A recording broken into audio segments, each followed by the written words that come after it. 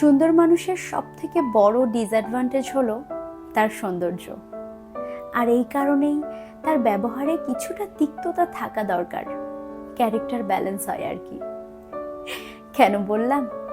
একটু চিন্তা করে দেখবেন, আমাদের আশেপাশে এরকম বেশ সুদর্শন বা সুদর্শনা মহিলা আছেন, বা সুদর্শন আসলে ব্যাপারটা তো খুব বেশি আপেক্ষিক। সৌন্দর্য এমন একটা জিনিস যেটা এক একজনের কাছে এক এক রকমভাবে ভ্যারি করে।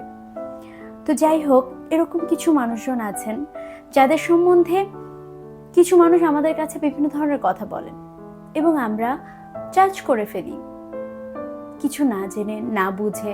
হয়তোবা আমি কখনো সেই মানুষটাকে দেখিনি, শুধু নামে শুনলাম, জাজ করে ফেলি একেবারেই কোনো কারণ ছাড়া।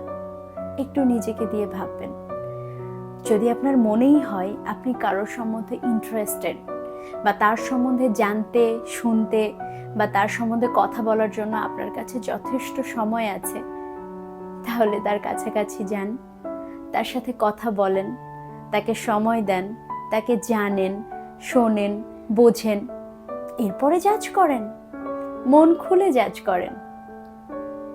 ভালো থাকবেন।